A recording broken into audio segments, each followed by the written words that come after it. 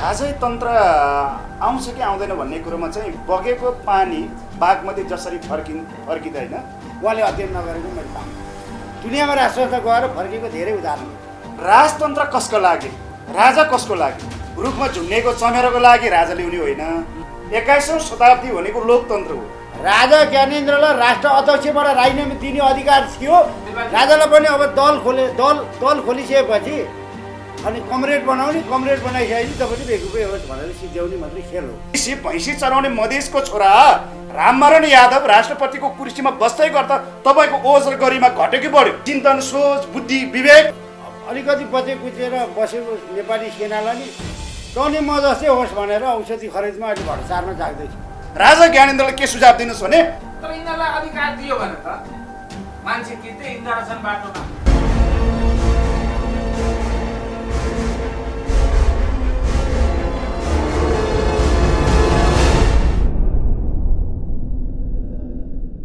यहाँ दुईजनालाई आज कार्यक्रममा हार्दिक स्वागत छ। नमस्कार। अब एकजना गणतन्त्रवादी हुनुहुन्छ, एकजना राजावादी हुनुहुन्छ। कट्टर गाउँबाटै टुप्पी बाँधेर हिँड्नुभएको छ होइन, काठमाडौँसम्म आएर गाउँको आलीमा हिँडे आस्ते गरी हिँड्नुहुन्छ हाम्रो सिलवारजी पनि होइन, राजा नै चाहिन्छ भनेर। अब हाम्रो गणतन्त्र र राजतन्त्रको बिचमा अहिले अलिकति होइन जसरी चाहिँ देशमा राजतन्त्र हुँदाखेरि ससानो ठाउँबाट चाहिँ गणतन्त्रका आवाजहरू उठ्न थालेका थिए र राजतन्त्रमा को सत्तामा बसिरहेका राजाहरूले अथवा तिनका प्रतिनिधिहरूले जसरी गणतन्त्रका ती आवाजहरूलाई सुनेनन् अथवा अनदेखा गरे र बिस्तारै त्यो बिस्तारै बढ्दै गएर आज देशमा गणतन्त्र छ। आज राजावादीहरू पनि बाटोमा कराइरहन्छन्, दुई चारजना माइक ल्याउँछन् कहीँबाट त्यो स्पिकर अनि कराइरहेको हुन्छ। अनि हामी जस्तो पत्रकारले चाहिँ त्यसलाई धेरै बनाएर देखाइदिनु पर्ने हुन्छ। अनि यस्तो पाराले राजतन्त्र कहिले आउँछ त तपाईँको भनाइ के छ? यो संविधानको राम्रो पक्ष चाहिँ विचार स्वतन्त्र, वाक स्वतन्त्रता छ होइन। यो राजतन्त्र आउँछ कि आउँदैन भन्ने कुरोमा चाहिँ बगेको पानी बागमती जसरी फर्किँदैन। अब नेपालको राजतन्त्रको हालत चाहिँ त्यही हो। बागमतीमा बगेको पानी फर्किन्छ भन्नु र नेपालमा राजा फर्किन्छ भन्नुमा केही पनि फरक छैन। तर साथीहरूले के भन्न चाहन्छु भने राजालाई पनि क्रियात्मक ढङ्गबाट, राजाले पनि एउटा सचेत इमान्दारीताका साथ नेपाली जनता र समाजमा घुलमिल बनाउने, नेपाल देश निर्माणमा पूर्व राजाको हैसियतले सहभागी गराउने काममा चाहिँ मित्रहरूले एउटा सकारात्मक भूमिका निभाउनु भयो भने त्यो चाहिँ राम्रो हुनेछ भन्ने चाहिँ म ठान्दछु। के भन्नु? कहिले पनि बागमतीको पानी फर्किँदैन रे। बागमतीको पानी फर्किँदैन भन्ने कुरा चाहिँ आज संसारमा विज्ञानले विकास गर्यो भने त ज्ञानले विज्ञान जन्मायो होइन। एउटा प्रुफ के छ भने पानी धेरै पर्छन् तर धेरै उच्च भागमा पर्छ, तर त्यो पानी बगेर गएर समुद्रमा ठोकिन्छ र बाफीकरण भएर फेरि उच्च भागमा नै पानी बर्सिन्छ भन्ने कुराहरूको फिलोसफी चाहिँ उहाँले अध्ययन नगरेको मैले पाएँ। दुनियाँमा राष्ट्रसंस्था गएर फर्केको धेरै उदाहरणहरू छ। जस्तै बेलायतमा पनि राष्ट्रसंस्था गयो फर्कियो। त्यो भएको हामी नेपालमा विधिवत रूपमा राष्ट्रसंस्थाको अन्त्य भएको छैन, तर नेपालको राष्ट्रसंस्थालाई ओझेलमा पारिएको मात्रै हो। विधिवत रूपमा भएन रे। तपाईँले घोक्रे ठ्याक लाएर किन निकाल्नु भयो त राजालाई कुट्दै? भन्नुहोस्। अब यो कुरा चाहिँ के हो भने राजतन्त्र कसको लागि, राजा कसको लागि? राजा सिंहदरबार अगाडि तपाईँहरूको गणतन्त्र होइन, यहाँ सुन्नुहोस्। केशवप्रसाद सिटोलाजीले राजालाई बेकार गरेर भेटेछन् क्या दरबारमा। तपाईँ गइदिनु पर्यो, कहिलेसम्म बस्ने हो, के सुविधा मिलाइदिनु पर्यो।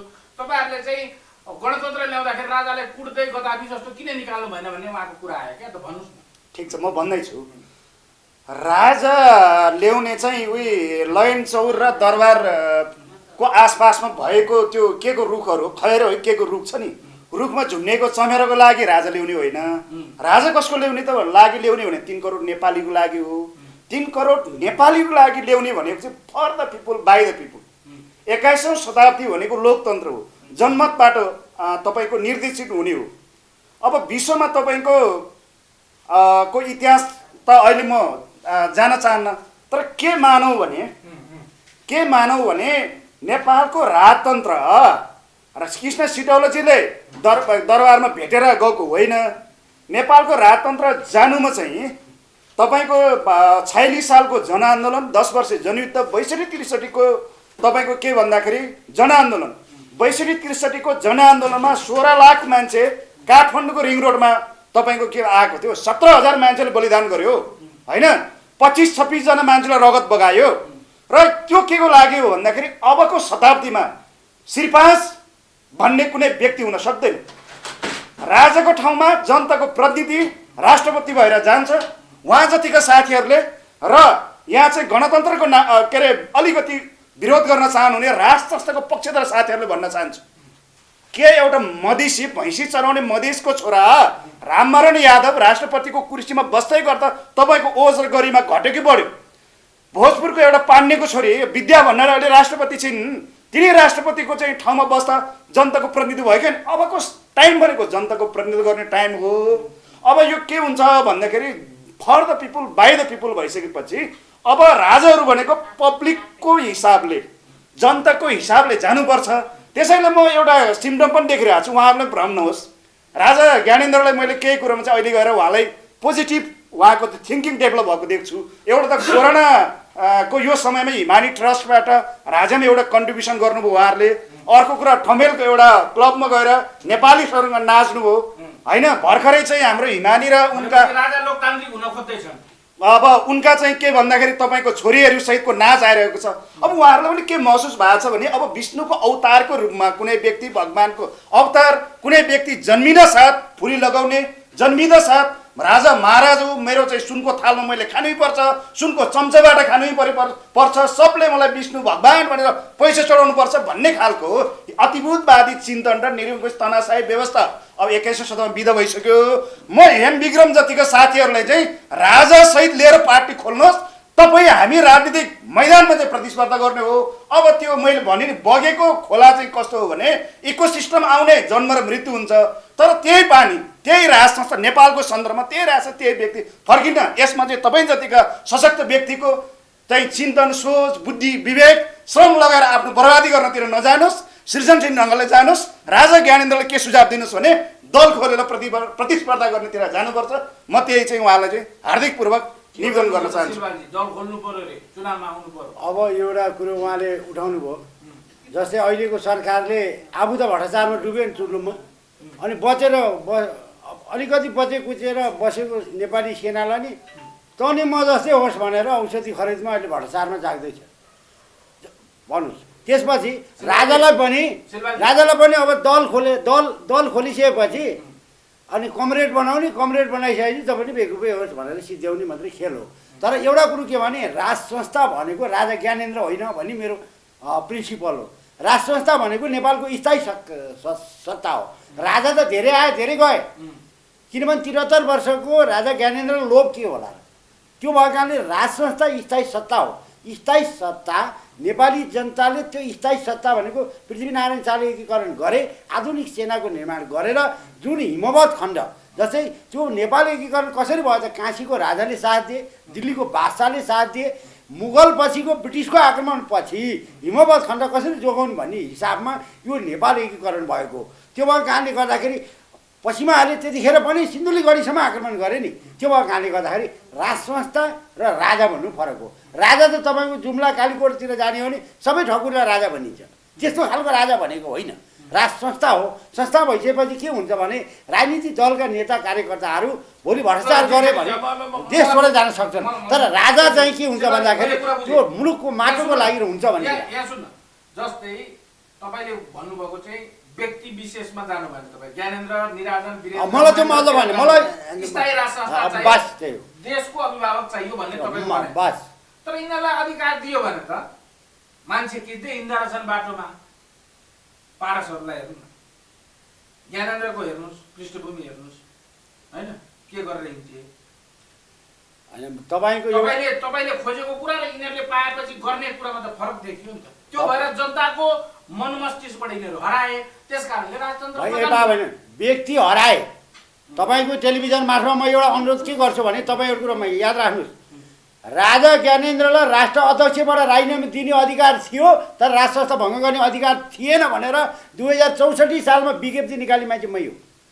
म लगायत चाहिँ तपाईँको रविनाथ शर्मा। राजा ज्ञानेन्द्रले नेपालको गरिमामय नेपाली जनताको संस्था विघटन गर्ने अधिकार, यहाँ सुन्नुहोस्, राजा ज्ञानेन्द्रले शीतल छ देशमा चाहिँ कुरा गर्नुहुन्छ। राजा भोलि म यो घरको अयोग्य भयो भने मैले यो घर छोड्ने, मैले यो घर भत्काएर हिँड्नु मिल्छ? राजा ज्ञानेन्द्रलाई राज संस्था विघटन गर्ने अधिकार थिएन। किन सिटौला र राजा ज्ञानेन्द्र दुईटै कुरामा दोषी छ। राजा ज्ञाने सुन्नुहोस् न, तपाईँको सल्लाह मानेको भए त गोदै खान्थ्यो त राजा ज्ञानेन्द्र। मेरो सल्लाह मानेको भए कुटै खान्थ्यो त्यो बाटो बाटोमा। मेरो सल्लाह मानिदिएको भए राजा ज्ञानेन्द्र एसियाको टप लिडर हुन्थ्यो। मेरो कुरा नसुनिदिनु यिनको नागार्जुनको बास भएको नि। यसको त कथा लामो छ नि। एउटा कुरो, देशमा गणतन्त्र पनि आउने, राजा पनि हट्ने अनि राज संस्था पनि स्थायी शक्तिको रूपमा रहिरहने, त्यस्तो पनि हुन्छ, काहीँ हुन्छ, त्यो व्यवस्था थियो होइन। यो इतिहासको श्रृङ्खलामा राजाहरूको ऐतिहासिक आवश्यकताले राजाहरू जन्मे। सबै मैले जसरी उहाँले नेपाल एकीकरणको कुरा गर्दाखेरि भौगोलिक एकीकरणको कुरालाई म व्यक्तिगत रूपमा नकार, म अङ्काजी जस्तो नारायण शाहको शालिगमा थुक्ने मान्छे होइन। आदिवासीको नाममा चाहिँ नेपालको जनजाति मात्र आदिवासी हो भन्ने पक्षमा पनि होइन। आम नेपालीहरू आदिवासी नै हुन्, चाहे मधेसी हुन्, चाहे खसारिया हुन्, चाहे जनजाति हुन्, सबै नेपालीहरू आदिवासी नै हुन्। तर उसको सिभिलाइजेसनको पक्षमा नेपाल स्टेटले सबैले सिनियरिटी लानुपर्छ भन्ने म एउटा प्रिन्सिपलले विश्वास गर्छु। अब हेमजीको ठिकै छ, म उसलाई सम्मान गर्छु। उहाँले राज संस्थाको व्यक्ति होइन, सत्ताले चाहिँ बसिरहनु पर्थ्यो भन्ने कुरा उहाँले चाहनुभएछ। तर एउटा होइन, अब यसलाई मैले किन सम्भव थिएन तपाईँलाई यही जोड दिन्छु। सर्वोच्च अदालतले पुनर्स्थापित हुँदैन भनेको प्रतिनिधि सभा, शेरबहादुर देउवा निर्वाचित प्रधानमन्त्रीले विघटन गरेको प्रतिनिधि सभालाई राजाद्वारा पुनर्स्थापित हुन सक्छ भने त्यो संस्था कति पावरफुल रहेछ। ज्ञानेन्द्र पावरफुल होइन नि त, पावरफुल त राष्ट्र संस्था हो नि। त्यो संस्थाले पुनर्स्थापित गरेको, जसले छोराछोरी जन्मायो उसैलाई मृत्यु गर्न सक्ने चाहिँ यहाँ चाहिँ राजनीति बेमानी भयो भएन। किनभने 47 सालको संविधानको धारा 127 अनुसार र धारा 35 अनुसार संसद पुनर्स्थापना भएको हो नि।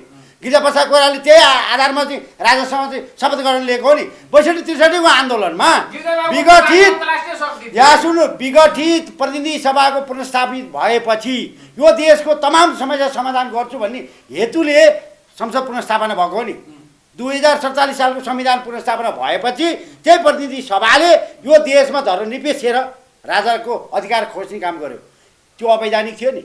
किनभने अवैधानिक काम गर्दाखेरि अवैधानिक कुरा आउँछ। आज सरिता गिरीले हिन्दी बोल्यो भनेर नेपाली जनता कराउनु त बेकार हो। यी कुलङ्गारहरू किन गरिरहेको छ? सरिता गिरीलाई किन गाली गर्छ? कुलङ्गारले धतुरो रोपेर आँप खान खोज्ने, रोप्ने धतुरो डोको लिएर चाहिँ आँप टिप्न जाने कसले गरेको यो?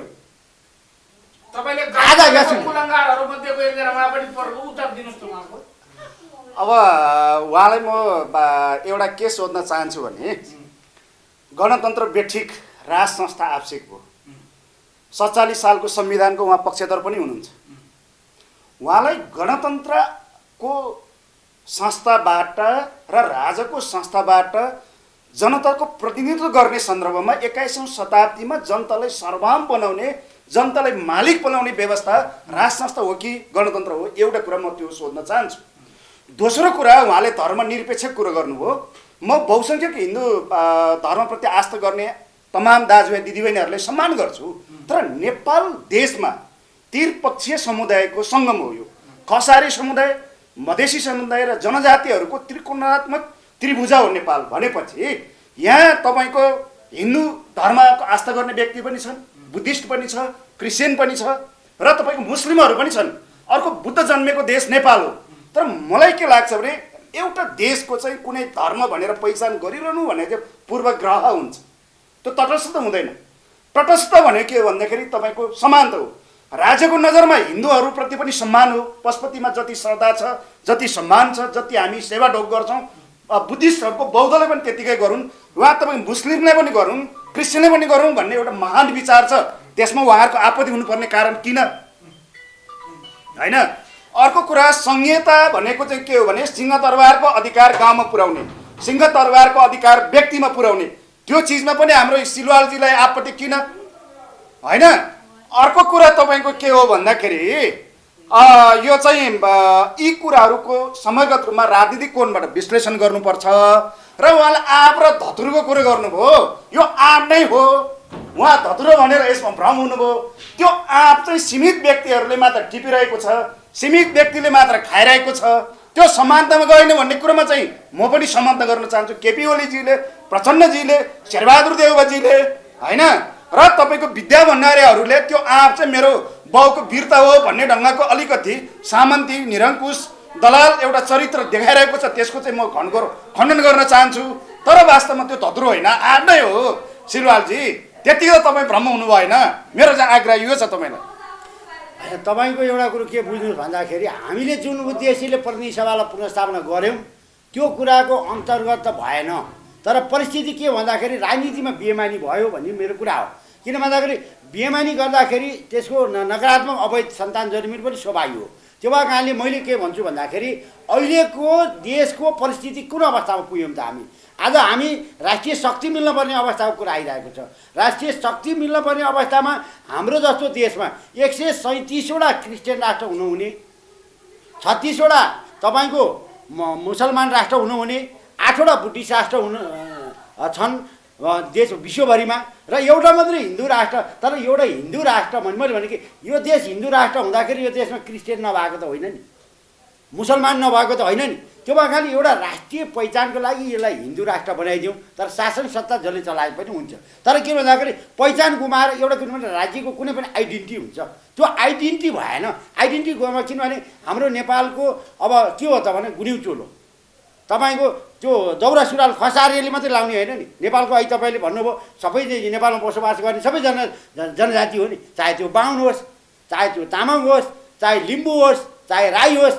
भनिसकेपछि एउटा पहिचान के मैले भने आदिवासी त्यो पहिचान भनेको दौरा सुरुवाल भनेको कुरो छेत्री बाहुनले मात्रै लाउनुपर्छ भन्ने होइन, टुप्पी बाल्ने भनेको बाहुनले मात्रै टुप्पी बाल्नुपर्छ भन्ने होइन। तर किनभने संस्कृति यहाँ कस्तो भयो भन्दाखेरि कर्मकाण्डी हिसाबमा संस्कृति जुन शिक्षा थियो, जुन त्यो कुरालाई जुन चाहिँ पढाउनु पर्ने हो त्यही कुराहरू चाहिँ यो देशमा चाहिँ पढाइ हुनबाट वञ्चित भयो। 2028 सालमा शिक्षा ऐन संशोधन भएपछि नेपालको चाहिँ भूगोल पढाइ भएन। आज मेरै छोराछोरीले नेपालको कर्णालीमा के फल्छ थाहा छैन, आज तपाईँको काभ्रेमा के फल्छ थाहा छैन, तराईको भूभागमा के खेती उत्पादन हुन्छ थाहा छैन। आज नेपाली जनताले राम्रो तरिकाको कृषि बिसके पनि पाएका छैनन्। तर हामी हिजो कुनै पढाइ नलेखेका हाम्रा बाबुबाजे हुँदाखेरि पनि नेपाल आत्मनिर्भर थियो। आज हामी 70% भन्दा बढी चाहिँ दाल चामलदेखि लिएर कुरा आयात गर्छौँ। हिजो हामी निर्यात गरिरहेको हो नि त। किन भन्दाखेरि कोरियालाई आपत पर्दाखेरि नेपालको भक्तपुरको चिउरा कुटेर पठाइएको भन्ने कुरा हाम्रो चाहिँ अलिक किंवदन्ती भयो। आज भक्तपुरमा हामीले त्यो खेतहरूलाई जोगायौँ कि जोगाएनौँ? काठमाडौँ उपत्यकामा त्यो जमिनहरूलाई हामीले जोगायौँ कि जोगाएनौँ? ललितपुरका जमिनहरूलाई जोगायौँ कि जोगाएनौँ? पृथ्वीनारायण शाहले के भनेका थिए भने खेतीयोगी जमिनमा बस्ती नबसाउनु र खेतीयोगी जमिनमा खेती गर्नु र चाहिँ सकभर अर्काको ल्याएको रासन पानी नखानु, आफ्नै देशमा उत्पादन गर्नु भनेको सिद्धान्त कमसेकम पृथ्वीनारायण शाहलाई नमानौँला। तर कमसेकम उनले प्रतिपादन गरेको राष्ट्रलाई हित हुने जुन उहाँले महावाणी छोडेर जानुभयो त्यसलाई चाहिँ हामीले आत्मसात गर्न सकेनौँ। राजा महेन्द्रले पूर्व पश्चिमी राजमार्गको हो ठिक छ, दलमाथि प्रतिबन्ध लायो होला नि राजा महेन्द्रले पञ्चायत कालमा। तपाईँले कमसेकम उनले 24वटा उद्योग खोलिदिए, काउसती धाव कारखाना खोल्दै, कपडा हेटुडा कपडा उद्योग खोल्दै। आज हामीले चाहिँ 46 सालपछि टली बसदेखि लिएर सारा समय चाहिँ हामीले भत्काउने काम गऱ्यौँ। त्यसमा अहिले हाम्रो नेतृत्व गर्ने नेताको मात्रै त्यति दोष, उसको मात्रै दोष मैले भनेन, त्यसमा म पनि पर्छु। किनभने मेरो पनि धेरै छोटो त ढुङ्गा हान्न त पञ्चायत विरुद्ध म पनि गएको नि। त्यो भएर सबैले अबको अवस्थामा आत्मआलोचना गर्ने, राष्ट्रलाई किन भन्दाखेरि आज कोभिड-19ले विश्व वान मेन भएको छ। आज मैले भने हामी बुढाबुढी भयौँ, आज हामी 3जना इन्टरभ्यू दिइरहेछौँ। हामी 3जनामा चाहिँ 1जनालाई कोभिड-19 भयो भने 2जना छोडेर भएको छ। किन परिस्थिति त्यो भन्दा भने आज संसारका नागरिकहरूको यस्तो अवस्था आयो। त्यो भएको कारणले हामीलाई जतिखेर अप्ठ्यारो परेको थियो त्यो बेलामा छिमेकीहरूले कहिले 72को भुइँचालो आयो, नाकाबन्दी लगाएको छ। तपाईँको अब यही अहिलेको सीमाको विषयमा ल्याएर पनि छिमेकी देश भारतले नाकाबन्दी नलाउला भन्न सकिन्न। अहिलेसम्मको चारचोटि भारतले नाकाबन्दी लगाउँदाखेरि लगभग 41 महिना नाकाबन्दी लगाएको छ। 41 महिना नाकाबन्दी लगाउँदाखेरि उसले हामीलाई दिएको अनुदानभन्दा हामीलाई नाकाबन्दीबाट भएको पीडाको चाहिँ चौबर चाहिँ तपाईँको हाम्रो चाहिँ के अरे अर्थतन्त्र घाटा पऱ्यो भनेपछि उसले अनुदान दिएको त हामीलाई त के मतलबै भएन नि। त्यो भएपछि हामी परिस्थितिमा कहाँ जानु पऱ्यो त भन्दाखेरि हामीले निषेध गर्नु भएन। अब निषेध गर्ने होइन, अब आधुनिकता र परम्परालाई सँगै जोडेर लानुपर्छ र यो नै कल्याण हुन्छ। यो चाहिँ हामीले बेलामा यस विषयमा सोच विचार गरेनौँ भने नेपाल यही तरिकाले जाने हो भने जस्तै सिक्किमको स्थिति के थियो, सिक्किमको विषयमा बिपी कोइरालाले पनि सिक्किम के अरे सिक्किमको लेन्डिप जोर्जेले सोधेको रहेछ, म यो भोटे राजाले धेरै दुःख थियो, अब यो राजाको विरुद्ध हामी आन्दोलन गर्दैछौँ भन्दाखेरि तपाईँले राजाको विरुद्ध आन्दोलन नगर्नुहोस् तर प्रजातन्त्र ल्याउनुहोस्, तर राजा फाँकिदिन हाल्नुहोस् भनेर बिपीले पनि सल्लाह दिएको रहेछन्। आखिरीमा उनले राजा फाँके, तर त्यहाँ चाहिँ निर्वाचन गरे। त्यसरी नरबहादुर भण्डारीहरूले चाहिँ सिक्किम भारतमा विलय गर्न हुन्न भनेर विद्रोह गरे। आखिरीमा पछि भारतमा सिक्किम विलय भएपछि चाहिँ नरबहादुर भण्डारी के अरे सिक्किमको मुख्यमन्त्री भए, तर लेन्डिप जोर्जे भारतमा मुलुक विघटन भइसकेपछि सिटामल पनि खान नपाएर मरे। भनेपछि एउटा कुरो के भन्छ, सबै ब्यालेटले मुलुकको हित गर्छ भन्ने कुरा होइन। त्यो भएको कारणले गर्दाखेरि अबको 2/3 सरकारले यो काम गर्न सक्दैन भने अब नेपाली जनता, नेपाली सेना र परम्परागत शक्ति मिलेर मुलुक बचाउनुको विकल्प छैन, यो अन्तिम विकल्प हो। त्यो भएको कारणले सकभर म यसमा जान्छु। अब ठिक छ, एउटा परम्परागत संस्थाको वकालत गर्दा हाम्रो सिलवाल सहरको बौद्धिक अध्ययन र तर्कहरूलाई मैले पनि सकारात्मक रूपमा लिन चाहन्छु। खास गरी उहाँमा एउटा चिन्तन अध्ययन र उहाँले धेरै कुराहरूमा आफ्नो तर्कहरू पेश गर्नुभयो। त्यो गर्दा मैले चाहिँ के जोड दिन चाहन्छु, उहाँले के उठाउनु भयो भने नेपालको अर्थतन्त्र, नेपालको राष्ट्रियताको लागि शाह वंशीय खास गरी पृथ्वीनारायण शाहपछि राजाहरूको ठुलो योगदान छ। अब पृथ्वीनारायण शाहले दिएको दिव्य उपदेश या पृथ्वीनारायण शाहले भन्ने आएको अनुसार चल्नुपर्छ भन्ने कुरामा चाहिँ एउटा त पृथ्वीनारायण शाहलाई मैले भने एकीकरणको कुरालाई म व्यक्तिगत रूपमा सम्मान पनि गर्छु र उहाँले कल्पना गर्नुभएको कन्सेप्ट अनुसारले कति कुराहरू लिनुपर्छ। अर्को त मैले कम्युनिटीको विशेषमा पृथ्वीनारायण शाहले 4 जात 36 वर्णको फुलबारी हो भनेर भन्नुभएको थियो। अब त्यो अनुसारको नेपाल बनाउने बहस पनि चलिरहेकै छ। अनि अर्को कुरा चाहिँ नेपालको अर्थतन्त्रलाई लिएर अब यो चाहिँ नेपाली अर्थतन्त्र सीमित, अब यो कुरा गर्दै आउँछ फेरि चाहिँ केमा जोडिन्छ भने सीमित व्यक्तिहरूसँग मात्र नेपालको अर्थतन्त्र, नेपालको पुँजी सीमित गर्ने हो कि आम पब्लिकमा कसरी पुरो गर्ने भन्ने अर्थ राजनीति नेपालको सिङ्गो राजनीतिमा अहिले डिबेटको विषय छ। त्यो कोणमा परम्परावादी शक्ति भन्ने हाम्रा चाहिँ अलि राजावादी मित्रहरूको नयाँ तपाईँको अर्थ राजनीति के हो होइन, त्यो त मैले सविस्तार सुन्न बाँकी छ। तर म यतिखेर नेपाली काङ्ग्रेस र नेकपाको लिडरहरूलाई, सरकारले चाहिँ नेपालको अर्थ राजनीति चाहिँ वास्तवमा सिसी फेरे पनि झोल नफेरे भने जस्तै सीमित दलाल पुँजीपति र सामन्तीहरूलाई नै सेवा गर्ने टाइपको भइरहेको छ। किसानलाई, मजदुरलाई, तल्लो तहको मान्छेलाई चाहिँ प्रमोट गर्ने ढङ्गको हुन गइरहेको छैन। र त्यो कुरा हेर्दा अहिलेसम्म नेपालको हिस्ट्रीमा हिजो पृथ्वीनारायण शाहले आफ्नो समयमा गर्नुभएको कुरालाई म नेगेटिभ चित्रण गर्न चाहन्न, तर लेटेस्ट शाही कालसम्म आउँदाखेरि उहाँहरूमा राजतन्त्रमा पनि समस्या के भयो भने नेपालको अर्थ राजनीति कस्तो बनाउने भन्ने विषयमा विषाद अध्ययन र तपाईँको एउटा खालको प्लानिङ नभएकै हो। अर्को कुरा चाहिँ भारत नेपालको सम्बन्धको हकमा उहाँले अघि भन्नुभयो जस्तै भारतको एउटा हेपा प्रविधि त कालखण्डमा छ, फेरि नेपाल र भारतको चाहिँ पौराणिक सम्बन्ध पनि नभएको होइन। हिजो जनक र रामदेखिको, सीता र रामदेखि हुँदै होइन, अब बुद्ध नेपालमा जन्मे पनि बुद्ध त वास्तवमा भारतमै प्राप्त गरेको हो। नेपालको राजतन्त्रलाई अलिकति स्पेस दिनमा भारतको पनि योगदान छ, किनभने 7 साल अगाडिसम्म त राजा पनि खोपाको देउता थियो। राणाजीहरूले तोकिदिएको पैसा होइन खजाना खाएर बस्नुपर्ने अवस्थामा दिल्ली सम्झौतामा वास्तवमा त काङ्ग्रेसले मात्र होइन नि, राजा त्रिभुवन सहितले चाहिँ 7 सालको फ्रिडम लिएको हो। भनेपछि अब तपाईँको अहिले विदेश राष्ट्रहरूले उठाइरहेका कुराहरूमा पनि तपाईँको के छ भन्दाखेरि राजाहरूले पनि बिचमा कमजोरी नगरेका होइनन्।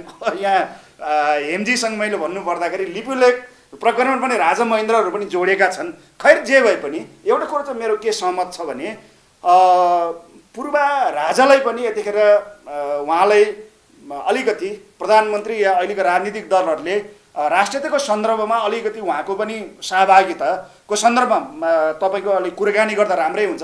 तर साथीहरूले जुन ढङ्गले अहिलेको संविधान गणतन्त्रकै विकल्पको रूपमा फेरि राजाले एउटा स्पेस दिनुपर्ने भन्ने कुरा आउँदा चाहिँ यो चाहिँ सम्भावना छैन, यो सम्भावना छैन। संविधानमा प्रश्न के भनेको छ भने राष्ट्रियताको सवालमा नेपालमा संविधानको कन्टेन्ट नमिलेको अवस्थामा र चाहिँ त्यो कुरामा संविधान संशोधन हुनसक्छ। यो संविधान चाहिँ यो महाभारत होइन, यो चाहिँ संशोधनै नहुने भन्ने कुरा छैन। संविधान संशोधन गरेर मैले भने कि यहाँ सुन्नुहोस्, एउटा कुरो के हुन्छ भने दुनियाँमा के हुन्छ भने अब प्रजातन्त्रको जननी त बेलायतलाई मान्छौँ हामी। अब बेलायतले पनि 11 वर्ष राजतन्त्रलाई त्यहाँ त 4 साल काटिने अवस्था भयो, राजै लडेर सदनमा काटिए र पछि बेलायतको चाहिँ जुन हिसाबमा हाम्रो अहिले नेपालमा जुन हिसाबको भद्रगोल भयो त्यही खालको भद्रगोल बेलायतमा भइसकेपछि पछि 51वटा देशमा मत सर्वेक्षण हुँदाखेरि होइन बेलायत रहनको लागि चाहिँ राष्ट्र संस्थाको चाहिँ आलङ्कारी राष्ट्रअध्यक्षको भूमिका आवश्यक रहेछ भनेपछि 11 वर्षपछि पुनः स्थापित भयो। तर कुरो के भन्दाखेरि हामीले के बुझ्नु पर्यो भन्दाखेरि एउटा कुरो कस्तो भन्दाखेरि परम्परागत शक्ति भन्दैमा अब हिजोको जस्तो अहिले चाहिँ कस्तो भइरहेछ नेपालमा म पढ्नु चाहिँ एक मिनट होइन बेलायत बनाउनु खोजेको होइन, म यसो होइन बेलायतमा भयो भन्न खोजेँ। मैले भन्न खोजेँ के भने तपाईँलाई एउटा कन्टेन्ट के भन्दाखेरि आज हाम्रो देशभित्रको चाहिँ जुन शक्ति आधुनिक शक्ति र परम्परागत शक्तिमा चाहिँ कस्तो भयो भने आधुनिक शक्ति चाहिँ धृतराष्ट्र जस्तो भयो होइन।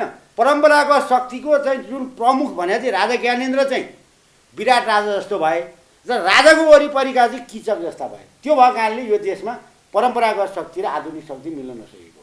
किन भन्दाखेरि राजाको वरिपरि अहिले पनि किचकहरू छन्, किनभने त्यो किचकहरूले अहिले पनि राजालाई छोडेको छैन। त्यो भएको कारणले जबसम्म राजा जनताको हुन चाहँदैनन् तबसम्म हुँदैन भन्ने कुरामा म पनि छु। किन भन्दाखेरि राजा त्यो घेराबाट बाहिर आउनु पऱ्यो नि। राजा चाहिँ विराट राजा जस्तो, किनभने मैले नि राजा ज्ञानेन्द्रलाई मैले भेट्नुभन्दा अगाडि मैले के देखेँ भने राजा त देख्ने बित्तिकै तर्सिनु पर्ने हो कि त्यस्तो भनेको अवस्था मलाई पनि लागेको थियो। पढ्नुहोस्, मैले पटक भेटेँ। मैले योभन्दा अब यो 4-5 महिना अगाडि भेटेँ होइन।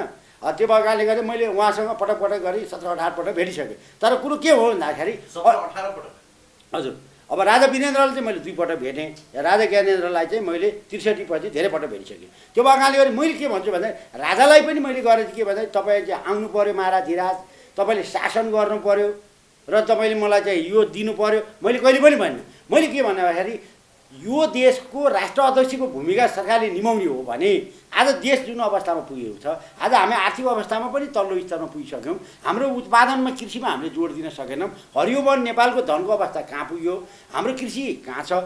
हामीले चाहिँ हिजो गाउँमा धर्म भगारी थियो, आज त्यो अवस्था छैन। आज मैले भने यही कोभिड-19 बढेर जाने हो भने गाउँको उत्पादनले गाउँलाई मात्रै हुनेवाला छ, किनभने गाउँको उत्पादनले गाउँलाई नपुगे त बाहिर आउँदैन। त्यो भएपछि मैले पढ्नु छ, म त्यो कुराहरू मैले भने। त्यो भएकाले तपाईँले के गर्नु पऱ्यो भने मैले अनुरोधै गरेँ, तपाईँले अब तपाईँलाई यदि देश पोलेको हो भने जसलाई तपाईँले सम्झौताको लिखित सम्झौता गर्नुभयो या मौखिक भनेकोमा छोड्नुभयो होइन, त्यो अवस्थामा सात राजनीतिक दलका प्रमुख नेताहरूलाई बोलाउनुहोस् र चाहिँ भन्नुहोस् म तपाईँहरू कहाँ आउँ कि म तपाईँ कहाँ आउँ, मैले नि यो देशको लागि के सुझावले उहाँले कसरी ग्रहण गर्नु। अब हेमजी म राख्छु है अहिले यसमा। अब यतिखेर तपाईँसँग बोल्दै गर्दा मलाई खुसी के लाग्यो भने राज संस्था र हिन्दू धर्मको पक्षमा ठुलै जनमत छ।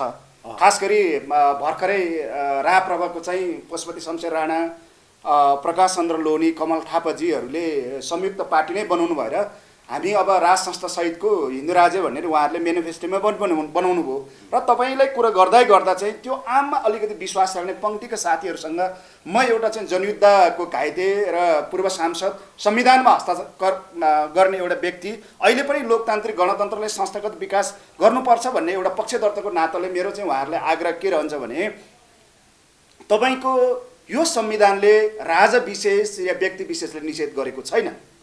उसलाई राजा जन्मिँदै अलौकिक कोही व्यक्ति जन्मिँदै पद लिएर जन्मिने प्रवृत्तिलाई हामीले हटाउँ। राजनीतिक प्रतिस्पर्धा मार्फत दलगत संरचनाले देशलाई हाँकाउँ भन्ने विचार हो। त्योभित्र चाहिँ अहिले कमल थापाजीले पनि अब त्यो दलगत प्रयासबाटै राजनीतिक प्रयास गरिरहनु भएको छ। तपाईँको चाहिँ पशुपति शमशेरले पनि त्यही गरिरहनु भएको छ होइन। तपाईँको चाहिँ के भन्दाखेरि हाम्रो प्रकाश चन्द्र लोनीले पनि गर्नु भएको छ। एउटा नागरिक समाजको नेता, अध्यक्ष, संयोजकको हैसियतले पनि कमल थापाले जस्तै हेम सिलवालले पनि गरिरहनु भएको छ। मेरो नजरमा कमल थापा को जुन हैसियत हो हेम सिलवालजीको पनि सैद्धान्तिकमा हैसियत त्यही हो।